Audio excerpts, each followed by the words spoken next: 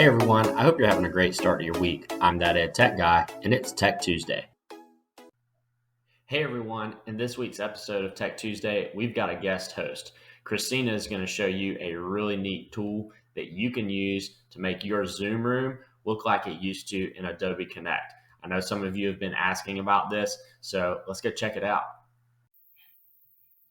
Good morning, everyone. I just wanted to take a few minutes to show you a resource that I think might be helpful as we're getting our Zoom rooms set up and ready to start our live lessons this school year. So I know a lot of people were a little worried about losing our live lesson room kind of setup and the ability to pull in those pods and really feel like you're kind of in control of your Zoom room. So one resource that I found is called classroomscreen.com.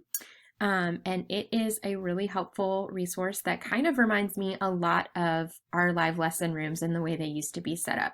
So I'm going to walk you guys through today what this resource looks like and how to set up an account for yourself. So once you get into classroomscreen.com and get your account set up, which I'll show you in just a minute, this is what you'll see when you log in.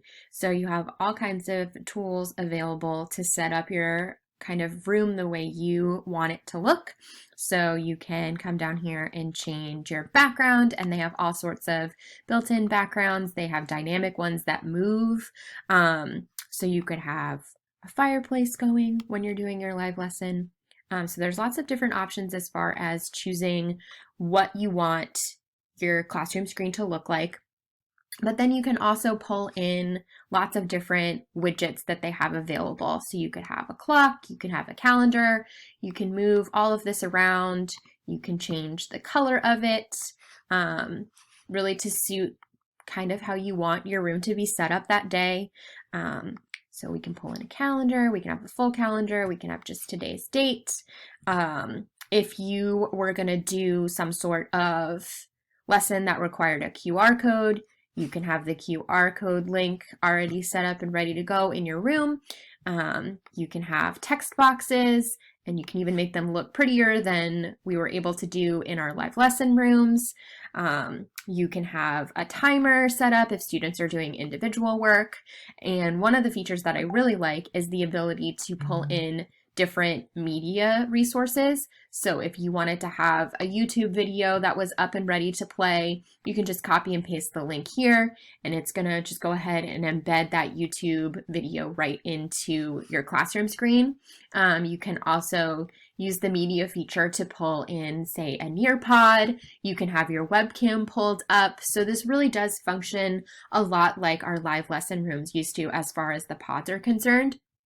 And all you would need to do to have this visible in your Zoom room, since it functions within your computer's browser, is to just have this tab pulled up and share your screen like you would if you were sharing any other resource in Zoom. And this is what your students will see. So this is a really great way to kind of have all your ducks in a row before your live lesson starts and kind of feel that sense of familiarity that we used to have with our live lesson rooms. So when you go to classroomscreen.com for the first time, you'll see up in the right-hand corner, mine looks a little bit different because I've already got an account set up, but once you go to the website for the first time, you'll see a button in the corner that says launch. You'll click that, and then it'll bring you to a login screen.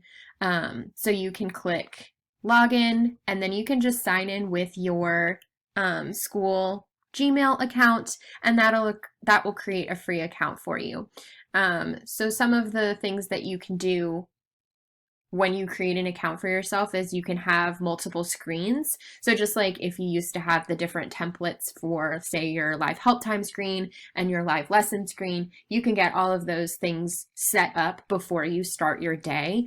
Now, the only sort of drawback is if you have the free account, you won't be able to save them. So as soon as you click out of this browser for the day, as soon as you close it down, those screens are going to go away. But if you wanted to, kind of start your day on this website and get your live help time room set up, get your live lesson room set up, you can have poll screens, you can have a screen that's dedicated just to making groups, maybe for your breakout rooms.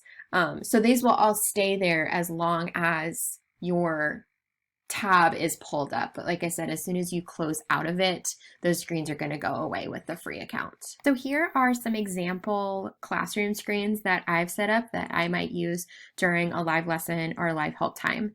So I've already got everything set up and opened the way I would want for my class. So if they came into my Zoom room and I shared my screen, this is what they would see for their classroom screen. So I have the link to a code for a Nearpod, a hyperlink to a graphic organizer that they might need, a reminder to complete this, maybe a Google form, ticket out the door by scanning this QR code. There's a YouTube video already ready to play. And then I also have my Nearpod already embedded.